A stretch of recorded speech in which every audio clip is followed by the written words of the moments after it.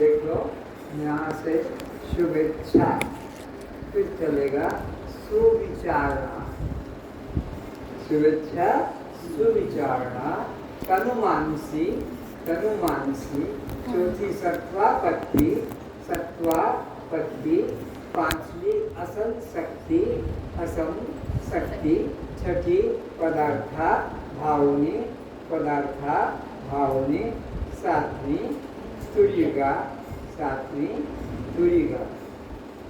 इस तरह से ये बुद्धि ज्ञान की सप्त भूमिका है।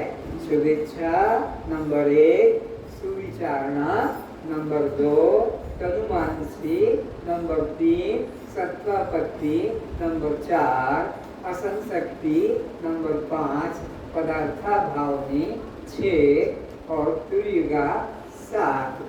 ये बुद्धि ज्ञान की सप्त भूमिका है। तुम इन सातों से अलग हो, तुरीयातीत हो, तुरीय से भी अधिक तुरीयातीत हो। तो यह विचार आज करेंगे कि यह जो हम विद्या प्राप्त कर रहे हैं, ब्रह्म विद्या, ये कितने खंड वाली है? 7 वाली। पहला है, बोलो, अब इसका अर्थ समझो। 2 इच्छा होती है, सु और कु। कु इच्छा, गंदी इच्छा को, संसारी इच्छा को, और सु परमात्मा की इच्छा को। तो परमात्मा को जानने की इच्छा, आत्मा को जानने की इच्छा को शुभेच्छा है। घरों में भी लोग दरवाजे पे लिख देते हैं शुभ और लाभ। शुभ सबसे बड़ी चीज है परमात्मा, लाभ ये अनित्य संसार, धन मकान जमीन गाड़ी घोड़ा, ये सब लाभ है। तो लाभ का हानि हो जाने वाला है, और शुभ इच्छा जिसके अंदर जब गई उसका कल्याण हो जाने वाला है। तो शुभेच्छा का मतलब समझ गए? परमात्मा को जानने की इच्छा, आत्मा को जानने की इच्छा, जन्म मरण से छूटने की इच्छा, मुक्ति को पाने की इच्छा, अखंड आनंद को पाने की इच्छा, इसको कहते हैं शुभेच्छा। तो जब शुभेच्छा हो जाती है तो फिर उस इच्छा की पूर्ति के लिए कहीं तो जाना पड़ेगा। तो सद्गुरु के निकट जाकर साष्टांग प्रणाम किया जाता है, सुविचारणा, क्योंकि वही तुमको सही दिशा बता सकता है। सद्गुरु, सच्चा सद्गुरु। बाकी तो लोग तुमको संसार में फंसाएंगे, ये नौकरी करो, ये खेती करो, ये पूजा करो, ये मंत्र करो, ये माला करो, ये ध्यान करो। लेकिन सुविचारणा, शुभेच्छा से क्या बना? सुविचारणा। तो सुविचारणा कौन दे सकता है? सद्गुरु।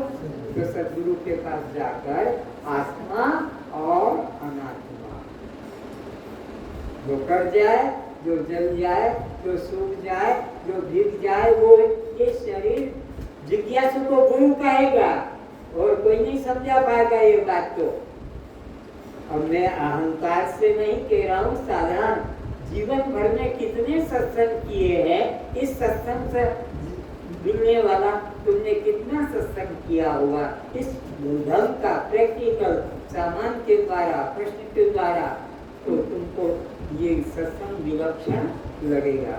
तो इस तरह से सद्गुरु आत्मा का अनात्मा का भेद समझाता है कि काटने से जो कट जाए, जलाने से जो जल जाए, भिगाने से जो भीग जाए, और सुखाने से जो सूख जाए, उसको अनात्मा शरीर कहते हैं।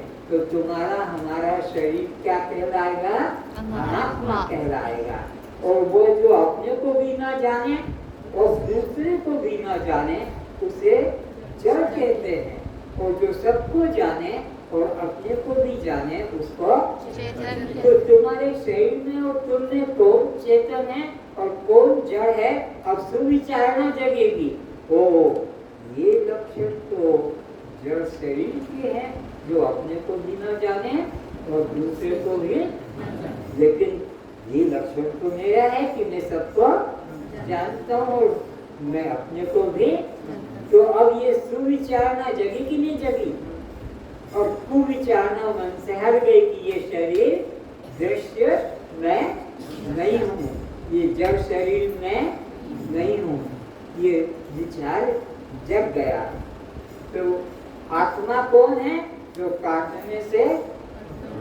कटे नहीं, जलाने से जले नहीं, भिगाने से भीगे नहीं, सुखाने से सूखे नहीं। अगर मैं इसके जलाने से, बहुत ध्यान से समझो, इस शरीर गाँव वाले घर वाले जब प्राण निकल जाएंगे तो इसको क्या करेंगे? जला देंगे। तो ये अगर जलाने से मैं नष्ट हो जाता तो अगला जन्म किसको दिया जाता? कोई बचा है तभी तो अगला जन्म मिलेगा, तभी तो 84 का चक्कर। कोई जब रहेगा ही नहीं तो 84 का चक्कर, तो ये जीव कभी मरता नहीं, जलता कटता दिखता सूखता नहीं। ईश्वर अंश जीव अविनाशी, तो ये बचा रहता है और एक शरीर को छोड़कर फिर उसके कर्म के अनुसार, पाप पुण्य के अनुसार दूसरे शरीर में प्रवेश कर जाता है। समझते जाना, मैं वो हूँ जो एक शरीर को छोड़कर और अपने कर्म के अनुसार जीव दृष्टि से उसमें चला जाता है। लेकिन शरीर तो यहाँ का पैदा होता है और यही जलकर समाप्त हो जाता है। तो मैं शरीर नहीं हूँ, बल्कि शरीर में रहने वाला, कर्म करने वाला जीव हूँ, और जो अपने कर्म के अनुसार आकर 4 लक्ष्य 84 जो निभ्रमत यह जीव अविनाशी। शास्त्र कहता है, रामायण कहती है, तो यह शरीर में नहीं हूँ, ये पक्का कर लो।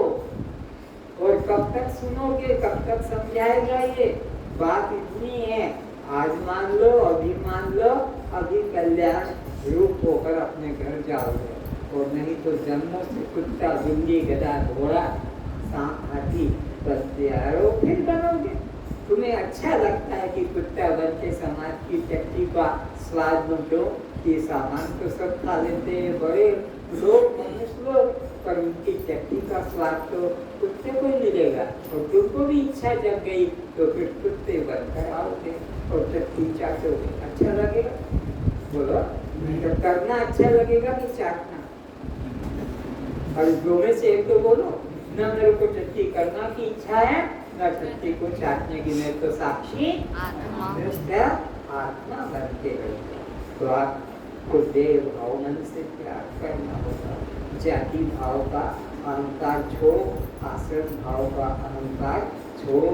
परिणाम लंबा छोटा दुर्बल मोटा और ये लंबी चौकी को आगे लटका के छाती पे दिखाना, सड़कों पे चलना, ये छोड़ो। ये तुम्हारी चमाई बुद्धि तुमको कुत्ता और बिल्ली और बाघ और भालू और रीछ बना देगी, क्योंकि बालों में रीछ प्रधान मालूम पड़ता है।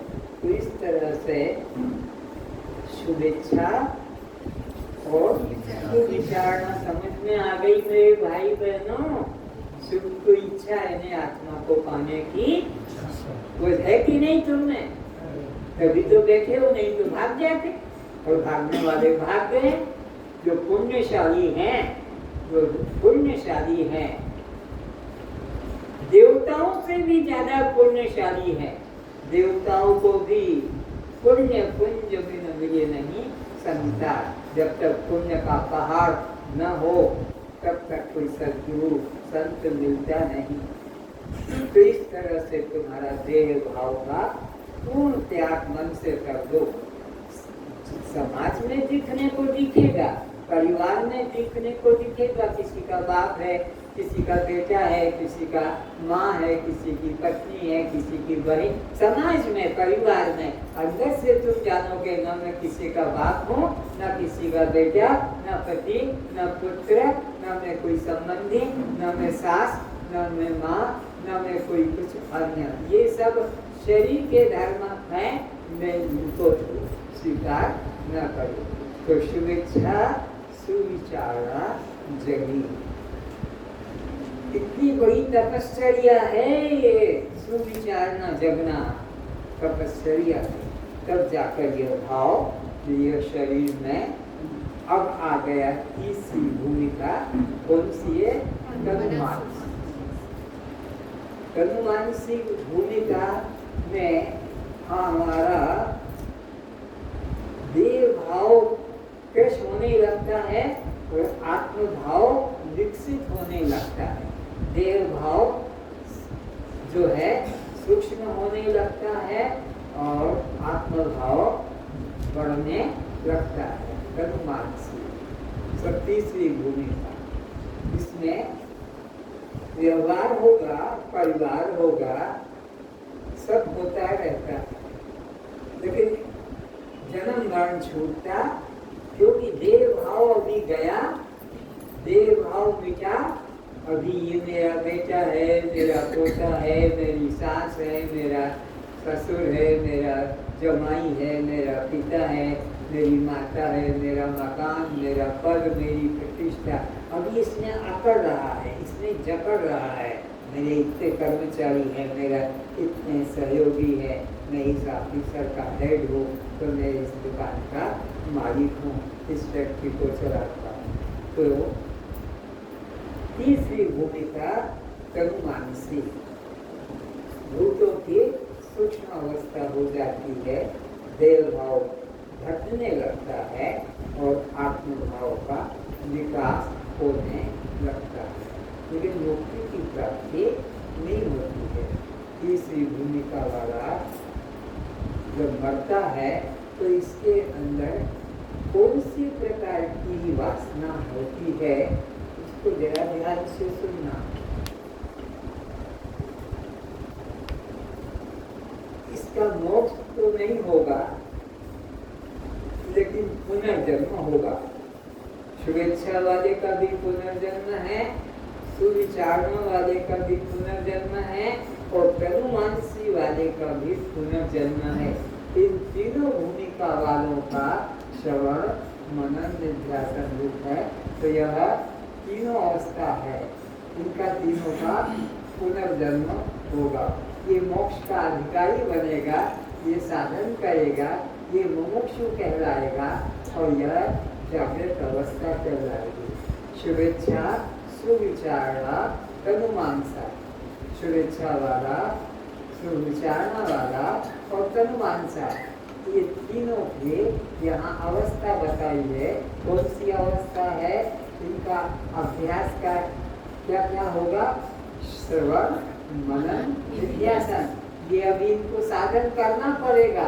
अभी इनको आत्मा का बोध जग जाने से कोई साधन करने की जरूरत। जब तुम आत्मा रूप में अनुभव कर लिया तो फिर कोई साधन करना, लेकिन जब तक आत्मज्ञान नहीं हुआ अभ्यास करना पड़ेगा, श्रवण मनन निध्यासन। और जब तक तुम यह अभ्यास करोगे हमारी तीन अवस्था बनी रहेगी, जागृत अवस्था, स्वप्न अवस्था और सुषुप्ति अवस्था। अभी जो बैठे हो ये तुम्हारी कौन सी अवस्था है? भले ही मेरा अंधेरा हो गया, रात के 10 बज गए, कि 11 बज जाए, कि 2 बज जाए, तुम नौकरी कर रहे हो, मशीन पे काम कर रहे हो, तो वो जागृत अवस्था ही, लिखा पढ़ी कर रहे हो, जागृत। और तुम अगर यहीं पर बैठे दिन के 2 बजे भी जो झटके मार रहे हो, तो सोचो ये कौन सी अवस्था है? स्वप्न अवस्था, जागृत अवस्था नहीं है। तो 2 अवस्था, और तीसरी वो अवस्था जो बिल्कुल बेहोश, न जागृत हो न तुम स्वप्न में हो, गहरी नींद ले रहे हो, खर्राटे मार रहे हो, उसको कहते सुषुप्ति। तो ये तीनों अवस्थाएं तुम्हारी है, जागृत, स्वप्न और सुषुप्ति। ये तीनों अवस्थाएं तुम्हारी बनी रहेगी जब तक शरीर है, जागृत, स्वप्न और सुषुप्ति। तो ये तीन अवस्था वाले जागृत कहलाते हैं। और ये पात्र कौन सा कहलाएगा? मुमुक्षु इसका पात्रता है। विवेक, वैराग्य, षट संपत्ति और मुमुक्षुता, तो इसकी मुमुक्षुता पात्रता है। और इसका काल जो कहलाएगा वह साधन काल कहलाएगा। अभी सिद्ध हुआ, अभी साधन करते करते ही सिद्धता को प्राप्त होगा। और यह संज्ञा अभी इसकी अज्ञानी है, ज्ञान का अधिकारी है, अभी इसने ज्ञान पाया तो यह अधिकारी कहलाता है। ये तीन कलर अलग रखा है, इसीलिए इधर का कलर को डार्क कर दिया है, क्योंकि ये ज्ञानी का जीवन बनेगा। इधर ऊपर वाला यह अज्ञानियों का जीवन है। तो ये चौथी भूमिका में आने के पहले तीन भूमिका वालों का अर्जुन प्रश्न करता है, भगवान आपका बताया हुआ ज्ञान तो बुद्धि में घुसा नहीं। सीधी बात कह दी, इतना ये सांख्य योग, कर्म योग, भक्ति योग ये बुद्धि में घुसा नहीं। और ये जो मेरी मंत्र था, माला की, पूजा की, ये मेरा सब छूट गए। असली ज्ञान जो पाने योग्य है, जिसके लिए मैं आया, वो तो पाया नहीं। और मरने के दिन नजदीक आ गए और ये मंत्र माला पूजा, तो मेरी क्या दुर्दशा होगी ये तो बता दो। भगवान ने कहा, अर्जुन ध्यान से सुन, सत्य के जिज्ञासु की कभी दुर्दशा, सत्य की भूख, मोक्ष को पाने की जिज्ञासा, ये क्या है? जिज्ञासा है। इसको ये अधिकारी बन गया है, ये मुमुक्षु बन गया है, यह साधन काल है। इसलिए सत्य के मार्ग पर चलने वाले की कभी दुर्गति, चाहे जितना धीमे चले, एक न एक दिन वो मंजिल पर पहुंच जाएगा। और जो सत्य का जिज्ञासु है, परमात्मा का जिज्ञासु है, लेकिन समय लगेगा। मंद बुद्धि वाला है तो उसको समझने में, समझाने में गुरु को भी समय लगेगा और समझने में कठिन लगेगा, लेकिन मुक्ति तो मिल ही जाएगी। इसको तीन भूमिका तक आ गए। कौन कौन सी तीन भूमिका? ये जो आपके है, शुभेच्छा, सुविचारणा, करुणासी, इन तीन भूमिका करने से एक पर प्राण छूट जाए तो भी दुर्गति नहीं, दो पर भी प्राण छूट जाए तो दुर्गति नहीं, तीन पर भी प्राण छूट जाए तो दुर्गति नहीं। क्योंकि शुभ की इच्छा वाला कभी दुर्गति को प्राप्त है, चाहे वो दो भूमिका पर हो कि तीसरी, पर ये कहाँ जाएगा, इसकी क्या होगा? अर्जुन ने प्रश्न कर दिया। तो भगवान ने कहा, इसको देखना पड़ेगा कि मरते समय इसमें कौन सी वासना थी। मेरी तो गाड़ी नहीं, मेरे तो घोड़ा नहीं, मेरा तो मकान नहीं, मेरा तो महल नहीं, ये भाव। और भगवान की भक्ति भी, मंत्रमाला पूजा पाठ भी, तीर्थ व्रत भी कर रहा है, और ये भाव। तो भगवान देखते हैं कि इसको गाड़ी की इच्छा है, मोटर की इच्छा है, महल की इच्छा है, तो इसको कोई राजघराने में, धनाढ्य परिवार में भेज दिया जाए। क्योंकि मेरा भक्त है, भक्ति तो मेरी करता है, लेकिन अभी संसार से मन इसका हटा, भोगों से मन हटा, भोगों की आसक्ति है। तो ये जो चाहता है कि मेरे पास पैसा होता तो गाड़ी लाता, मकान महल बना लेता, अच्छे अच्छे पोशाक पहनता, अच्छे अच्छे अलंकार सामान लाता। तो भगवान ऐसे व्यक्ति को ऐसे परिवार में भेज देते हैं।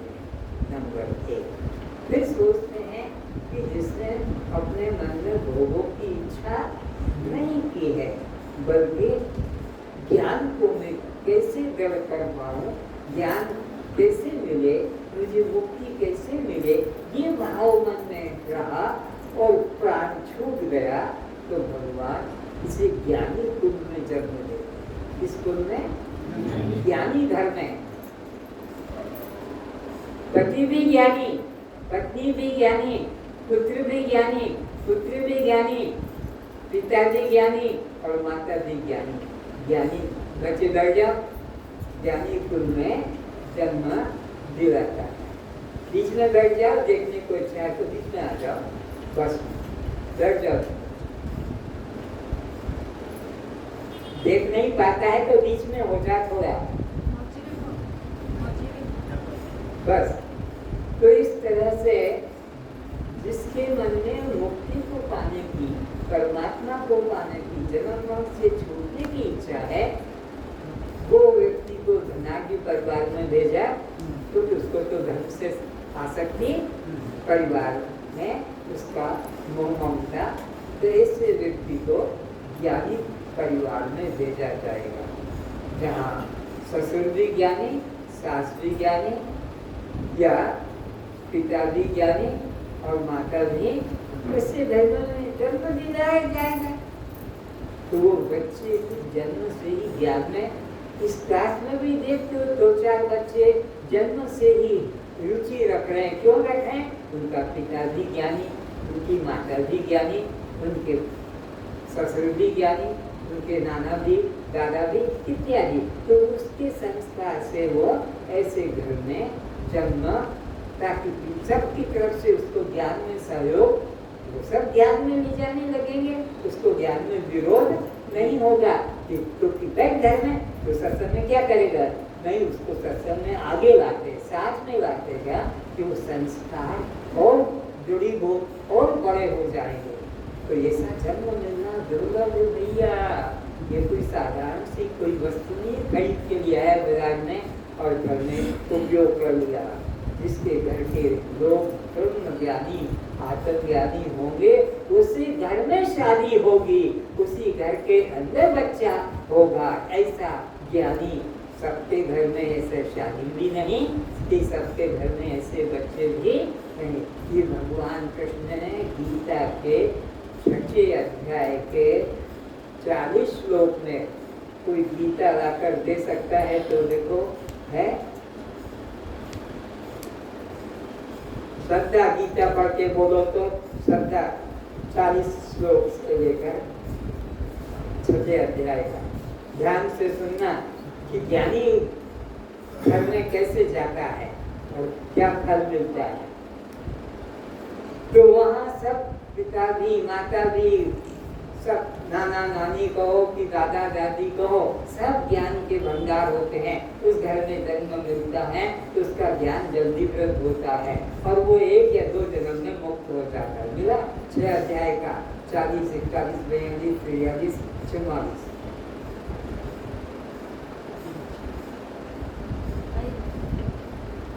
पढ़ो जोर से, माइक दे इसको हाथ में, वहीं से बैठ के बोलो। श्री भगवान बोले, हे पार्थ, उस पुरुष का ना तो इस लोक में नाश होता है और ना परलोक में ही। कौन कह रहा है? अर्जुन को भगवान कह रहे हैं। क्यों कह रहे हैं? अर्जुन ने प्रार्थना की कि ये तो बताओ, ब्रह्म ज्ञान तो अभी खोपड़ी में आया नहीं और ये बाहर का कर्म कांड, उपासना, भेद भक्ति यह छूट गई। ऐसे दुविधा में दोनों गए, माया मिली न राम। इस नौका पे भी नहीं, उस नौका पे भी नहीं, तो क्या इसकी अवस्था होगी? तो भगवान कहते कि ऐसे व्यक्ति का कभी भी नाश नहीं। आगे, क्योंकि हे प्यारे, आत्मोद्धार के लिए अर्थात भगवत प्राप्ति के लिए कर्म करने वाला कोई भी मनुष्य दुर्गति को प्राप्त नहीं होता है। श्रद्धा करो, विश्वास करो। ये गीता कृष्ण बोल रहा है, निरंजन नहीं बोल रहा है, कि श्रद्धा नहीं बोल रही है, कृष्ण बोल रहा है। इस व्यक्ति का कभी नाश, ये दुर्गति को कभी पाएगा नहीं। कौन? जो इसमें आ गया है। इस ज्ञान में श्रद्धा रखना, इस ज्ञान को छोड़कर किसी और बाबा के चक्कर में फंसकर, किसी और संप्रदाय के चक्कर में फंस के निकल मत जाना, नहीं तो हाथ का निकला हुआ यह तीर फिर कहाँ जाकर गिरेगा पता नहीं। आगे, योग भ्रष्ट पुरुष पुण्यवानों के लोकों को अर्थात स्वर्ग आदि उत्तम लोकों को प्राप्त होकर उनमें बहुत वर्षों तक निवास करके फिर शुद्ध आचरण वाले श्रीमान पुरुषों के घर में जन्म लेता है। कहाँ पर जन्म लेगा? श्रीमंत घरों में, धनवान के परिवारों में, समर्थ लोगों में, किसी गरीब नौकर के घर में नहीं। अथवा वैराग्यवान पुरुष उन लोकों में न जाकर ज्ञानवान योगियों के ही कुल में जन्म लेता है, परंतु इस प्रकार का जो यह जन्म है सो संसार में निस्संदेह अत्यंत दुर्लभ है। देखो, ये बात भी भगवान ने बोल दी कि जिस घर में तुम जा रहे हो पैदा होकर, उस घर के ज्ञानी लोग होते हैं। ज्ञानी घर में ही ऐसे लोगों का जन्म होता है जिनको परमात्मा को पाने की इच्छा है, शुभेच्छा है, वो ज्ञानी घर में। पर ये जन्म क्या कहा? दुर्लभ कहा।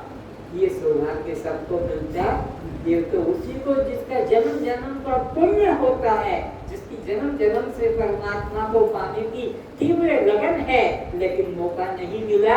ऐसे लोगों को भगवान ऐसे घर में जन्म देता है जहाँ के परिवार के लोग भी ज्ञानी होते हैं, पर ये जन्म मिलना बड़ा दुर्लभ है, सहज नहीं। आगे वहाँ उस पहले शरीर में संग्रह किए हुए बुद्धि संयोग को अर्थात समबुद्धि रूप योग को, संस्कारों को अनायास ही प्राप्त हो जाता है। तो ये जो पिछले जन्म में कर दिया था शुभेच्छा सुविचारणा अनुमानसा और ये जो साधन किया था, ये सब का सब इसको यहाँ फल मिल जाता है। कहाँ? चौथी भूमिका में आकर। आगे हे गुरु नंदन, उसके प्रभाव से वह फिर परमात्मा की प्राप्ति रूप सिद्धि के लिए पहले से भी बढ़कर प्रयत्न करता है। वह श्रीमान के घर में जन्म लेने वाला योग भ्रष्ट पराधीन हुआ भी उस पहले के अभ्यास से ही निस्संदेह भगवान की ओर आकर्षित किया जाता है। ये नंबर नोट कर लेना, गीता का 6 अध्याय का अर्जुन का प्रश्न से शुरू करना। 37 नंबर पे शायद प्रश्न है, गीता के 6 अध्याय के 37 श्लोक में प्रश्न किया है। भगवान को 40 से आगे तक 50 समाप्ति तक उत्तर देते हैं। आगे तथा समबुद्धि रूप योग का जिज्ञासु भी वेद में कहे हुए सकाम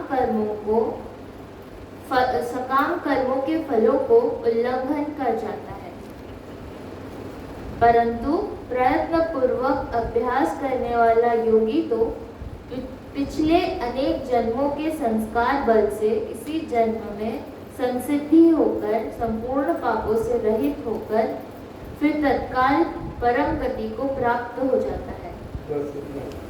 तो नंबर बता दो। 45 तो 40 से 45 तक में भगवान ने समाधान कर दिया। अर्जुन को संशय हुआ कि मेरा क्या होगा, क्योंकि मैं ज्ञान को पूरा पाया नहीं और मेरा पूजा पाठ मंत्र माला छूट गया, तो क्या मैं दुर्गति को पाऊंगा। तो भगवान का सत्य का जिज्ञासु को भी दुर्गति को पाता, उसको आगे आगे सुविधाजनक अवस्था मिलती जाती है और वो कल्याण पाता है। अब इधर आ जाओ फिर से। तो चौथी भूमिका का नाम दिया है आत्मा साक्षात्कार। चौथी भूमिका सत्वापत्ति, चौथी भूमिका है सत्वापत्ति। इसमें उसको आत्मा का साक्षात्कार हो जाता है, मुक्ति भी हो जाती है। इसके लिए और कुछ करना कर्तव्य कब तक था? कर्ममान से निधिध्यासन, तब तक श्रवण मनन निध्यासन ये साधन करना पड़ता है। और अब चौथी भूमिका सत्वापत्ति। सत्वापत्ति का अर्थ है आत्मभाव की प्राप्ति। सत्व नाम आत्मा का है, तो सत्वापत्ति मतलब आत्मभाव की प्राप्ति। चौथी भूमिका है आत्मभाव की प्राप्ति, वो इसमें आत्म साक्षात्कार होता है। अब इधर देखो, जगत स्वप्न लगेगा इसको।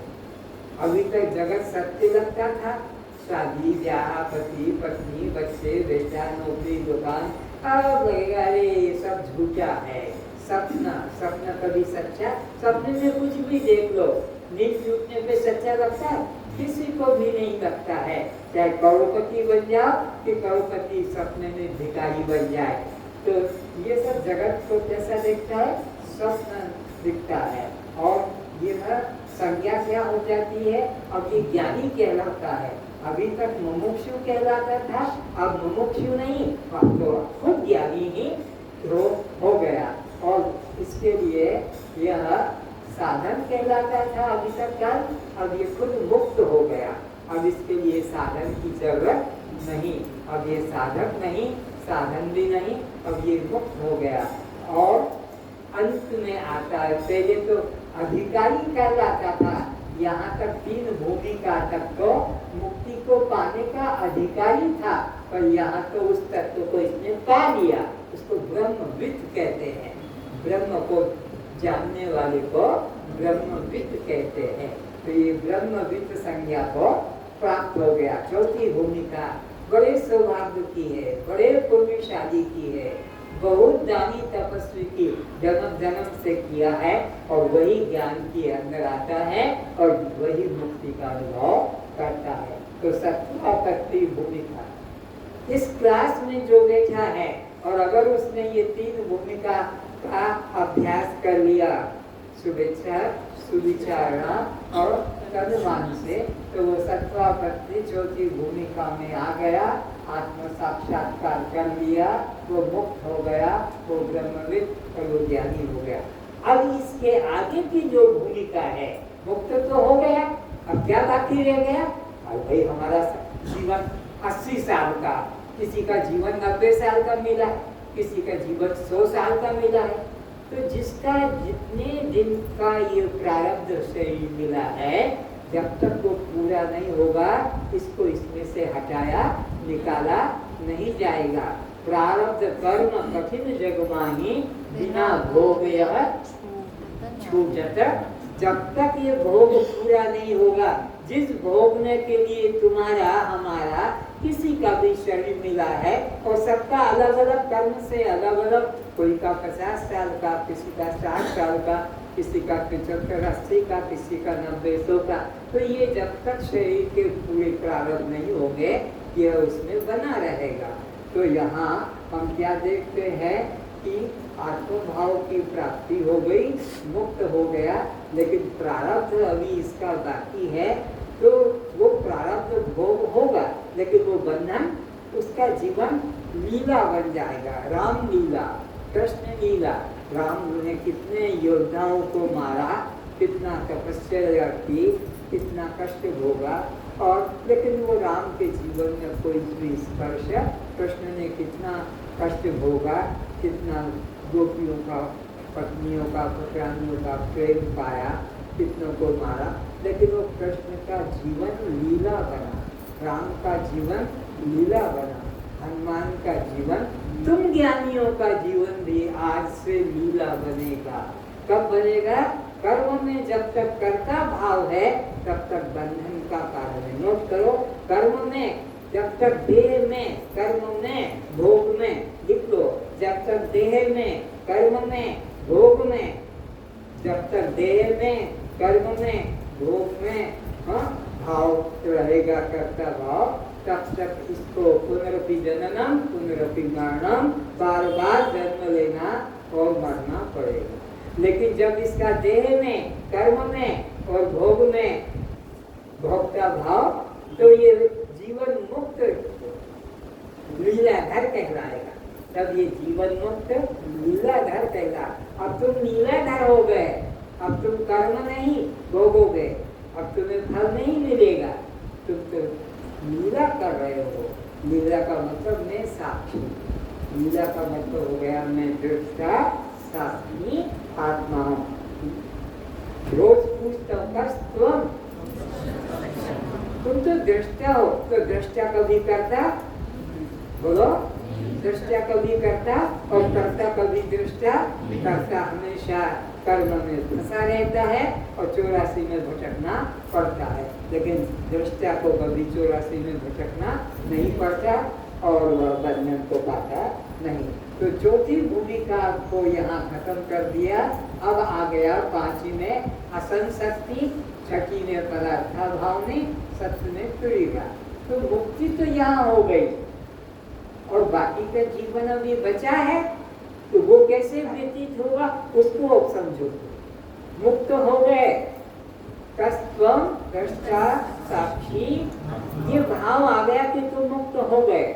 इसके लिए तुम्हें एक पुष्प भी उठाकर इधर रखने की जरूरत, कि यहाँ से उठाकर एक कदम भी आगे जाने की जरूरत, क्योंकि तुम खुद ही हुआ हो। अन्य होता तो जाना पड़ता, लाना पड़ता, कुछ करना पड़ता, अन्य होता, पर पता लगा कि हम वह मैं हूँ, तो मैं हूँ को पाने के लिए कुछ करना पड़ेगा, इधर उधर जाना पड़ता है। कब? जब वस्तु भिन्न हो, पर परमात्मा तो भिन्न, परमात्मा मेरा स्वरूप है। तो असंशक्ति, असंशक्ति का मतलब है संसार में रहेगा पर जो अचेत नाम अचेत में कोई आसक्ति। पांचवी भूमिका कैसी हो जाएगी इसकी? चौथी से असंशक्ति, और असंशक्ति के और आगे बढ़ गया तो अब इसको जगत भी नहीं दिखेगा। ये जगत नहीं एक ब्रह्म के अलावा अब सियाराम में सब जगह एक ही दिखने लगेगा। अब अलग अलग दूसरे दुश्मन कि दूसरे जाति वाले कि दूसरे योनि वाले नहीं, अब तो सियाराम नहीं, जिसे देखो चित्र श्याम नहीं। तो इस तरह से ये अलग अलग इनकी उपाधियां हैं। कौन कौन सी? पहली थी शुभेच्छा, दूसरी सुविचारणा, तीसरी कर्मवांसी, चौथी सत्वापत्ति और पांचवी ये मुक्त की अवस्था। तीन साधक की अवस्था थी, अधिकारी थे, ये अलग है। अब यहाँ से मुक्त की तो ये सत्वापत्ति, असंशक्ति, पदार्थ भाव में टूटेगा। ये चार भूमिकाएं है, ये मुक्त की है। तो ये तो ब्रह्मविद हो गया, लेकिन अभी शरीर बचेगा तो ये जीवित रहेगा, लेकिन संसार में रहकर भी असक्त, पत्नी होते भी, बच्चे होते हुए भी, मकान होते हुए भी, नौकरी पर होते हुए, इसमें कोई इसकी आसक्ति बिल्कुल नहीं रहती है, असंशक्ति। और यह सिद्ध और बुद्ध मुक्त और बुद्ध हो जाता है। और इसके लिए जगत सपना की नहीं सुषुप्ति। अब जगत इसके लिए कैसा हो गया? गहरी नींद। सपने में तो सब झूठा झूठा दिखता है, जागृत में सब सच्चा लगता है, सपना झूठा लगता है, पर गहरी नींद में तो कुछ भी नहीं दिखता है। ये असंशक्ति वाले व्यक्ति को जगत कैसा बन गया? सुषुप्ति। कुछ भी सत्य जगत का नहीं लगता है। और इसी तरह ये सिद्ध अवस्था यहाँ ज्ञानी कहलाता था, सत्वापत्ति में, चौथे में, पांचवें में ये सिद्ध कहलाता है, और यहाँ चौथे में मुक्त कहलाता था, और अब इसको जीवन मुक्त कहते हैं। पांचवी भूमिका वाले ज्ञानी का पूरा जीवन मुक्त है, लीलामय हो जाता है। अब कोई भी कर्म होने से इसको बंधन, जीवन ही मुक्त हो गया।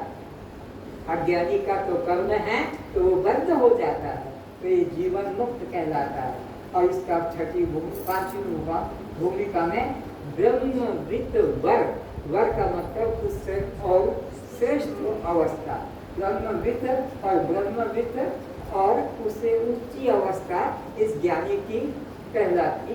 मुक्त सब है, मुक्त में कोई भेद नहीं है। चौथा, पांचवी, छठी, सातवीं सब मुक्त है, लेकिन एक दूसरे के पद में फर्क पड़ता है। जैसे AC1, AC2, AC3 सब मुक्त हैं, सब AC में हैं, लेकिन AC1 वाला श्रेष्ठ, AC2 वाला उससे कम, AC3 वाला सुख सुविधा का नानेसी वाला। तो ये चौथी भूमिका वाला नानेसी वाला था। इसको घर में पिता का दुख, पत्नी का दुख, नौकरी का, बच्चे का, लेकिन मुक्त है, मुक्त में कोई फर्क नहीं पड़ेगा। लेकिन पांचवी वाला उससे थोड़ा ब्रह्मविद वर हो गया। छठी भूमिका वाला पदार्थ भाव में, अब इसके लिए जगत दिख नहीं बंद हो गया। अब पदार्थ नाम की कोई वस्तु ही नहीं रही, सब एक ब्रह्म के अलावा दूसरा नहीं रहता है। इस तरह से यह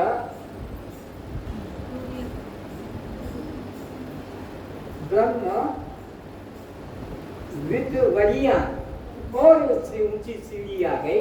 पहला है ब्रह्मविद, चौथी वाला, पांचवी वाला है ब्रह्मविद वर, और ये ब्रह्मविद वरियान उससे भी श्रेष्ठ, उससे भी ज्यादा आनंद वाला है। मुक्ति में कोई भेद नहीं, सबका एक ही घर है, एक ही घर में रहेंगे, लेकिन एक एक को आनंद की स्थिति ज्यादा बढ़ती जा रही है। और अब आखिरी सातवीं भूमिका में आते तो ब्रह्मविद वरिष्ठ, ये वरिष्ठ सबसे श्रेष्ठ वरों में भी सबसे श्रेष्ठ हो गया। सातवीं भूमिका सर्व मुक्त तो सब है, लेकिन एक दूसरे से अधिक सुख की प्राप्ति करते हैं। जैसे कि ट्रेन में यात्रा करते हैं तो AC1 वाले का AC2 वाले का, AC3 वाले का और नॉन AC वाले का रिजर्वेशन सबके हैं। सब निश्चिंत है, सब एक मंजिल पर उतरेंगे। एक WT वाला निरंजन भी घुस गया उसी बोगी में। तो जब AC1 में कोई खोजने आएगा तो यह AC या नॉन AC में घुस जाएगा। उधर कोई आ गया तो ये प्लेटफॉर्म को उतर कर किसी लेट्रिन बाथरूम में फिर चढ़ जाएगा। तो चढ़ते उतरते बिना टिकट वाला भी वहीं पहुंच जाएगा। तो ये चौथी भूमिका वाला, पांचवी भूमिका वाला, छठी भूमिका वाला, फिर ये सातवीं भूमिका वाला, सबके सबका कल्याण मोक्ष है, पर आनंद का अंतर पड़ता है। आनंद में थोड़ा भेद लगता है। जैसे कि समझें, एक व्यक्ति गुरु के निकट जाता है और कहता है, गुरुदेव आपने जितना ब्रह्म ज्ञान दिया सब मेरे को समझ में आ गया, अब कुछ भी मेरे में संदेह नहीं है। लेकिन मेरे मन में एक संदेह है कि अज्ञानी को जन्म क्यों मिलता है और ज्ञानी को जन्म क्यों नहीं मिलता है। ये मेरे मन में प्रश्न है। तो कहा, अच्छा जा खड़ा हो ना, तेरे को कह रहा हूँ सोया है क्या? तो ये बेरा है आदमी क्या? तू खड़ा हो, तोड़ो इसको जाकर। पत्थर है, इसका पानी नीचे ना गिरे, कोई बर्तन में गिरा दो।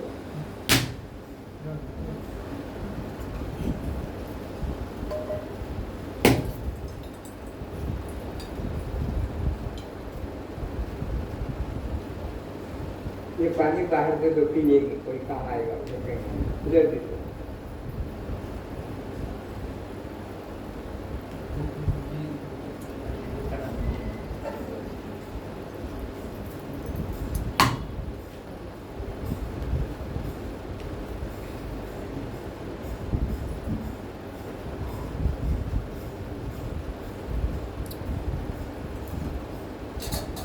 अरे तूने तो इसकी जान मार डाली। मैंने कहा था इसको तोड़ के अंदर वाला मुझे दे देना, तो तूने इसको तो टुकड़े कर दिए। बोले गुरुदेव तो क्या करूं? बोले लो ये लो, फिर से तोड़ो, अंदर वाला मुझे सुरक्षित देना।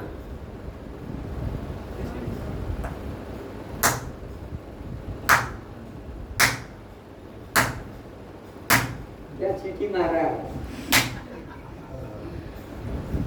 निकालो दे दो, रख दो।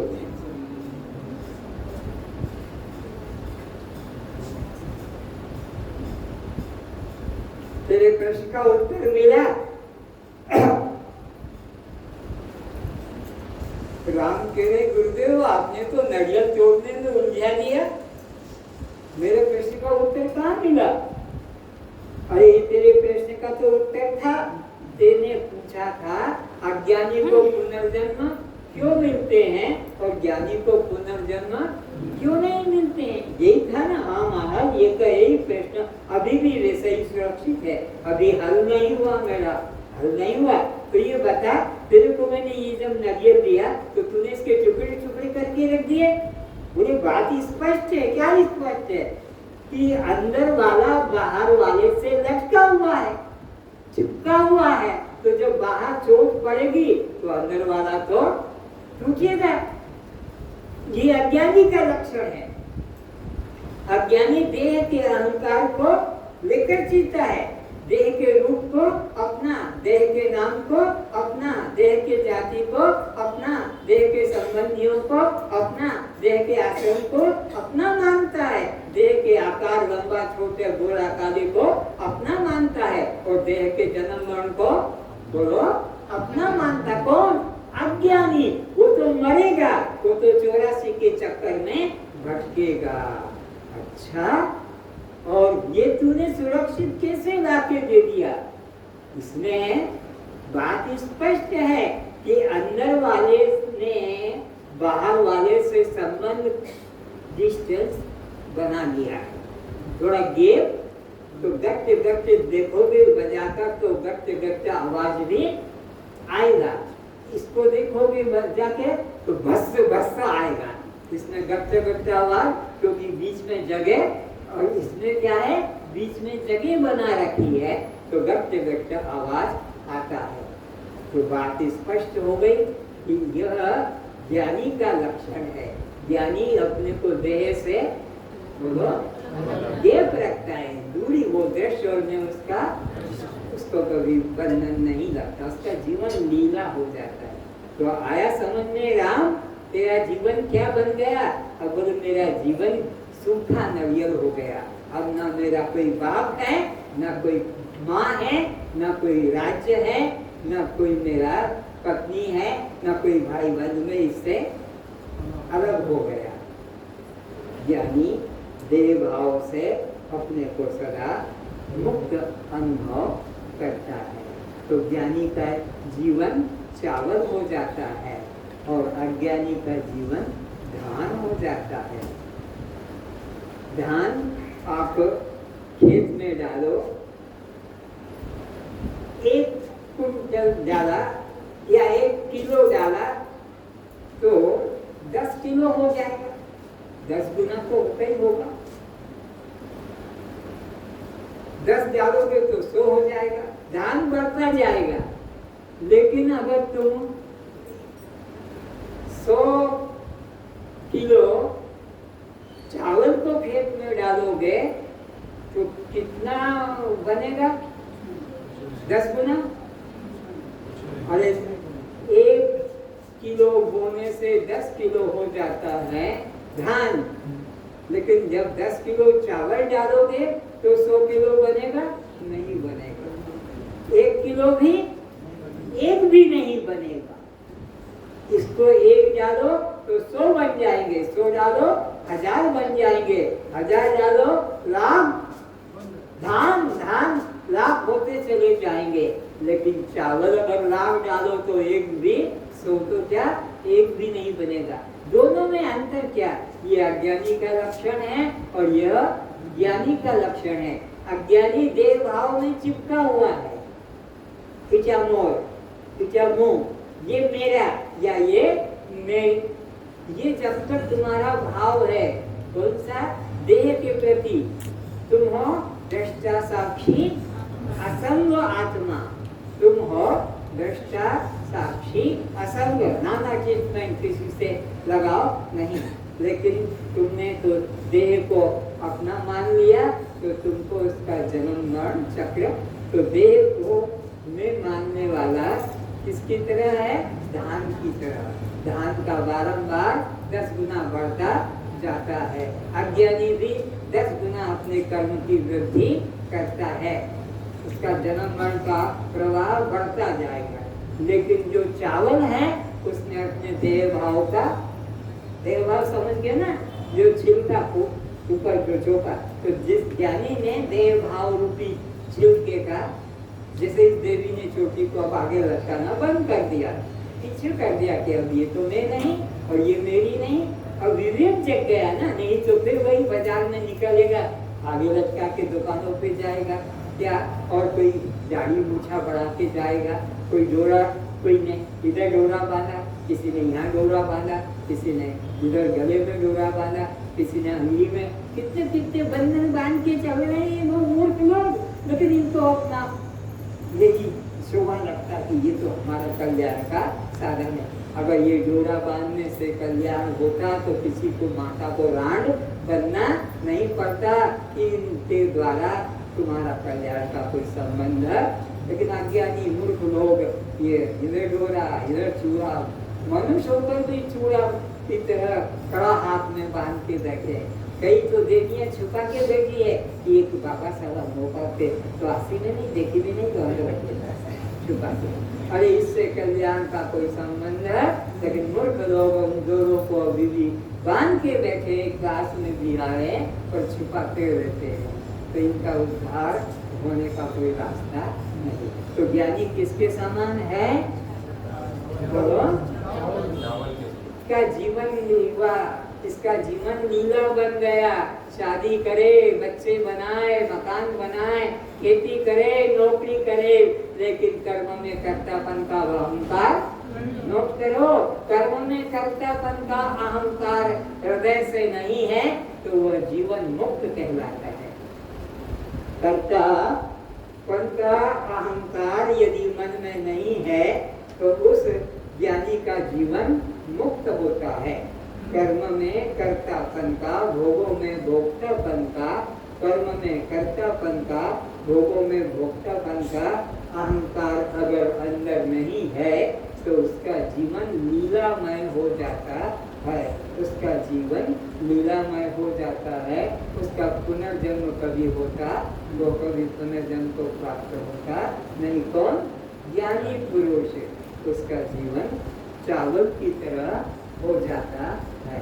अज्ञानी धान के तुल्य है और उसका तो देह में अभिमान है, जाति में अभिमान है, आश्रम का अभिमान है, संबंधियों का अभिमान है, पद प्रतिष्ठा का अभिमान है।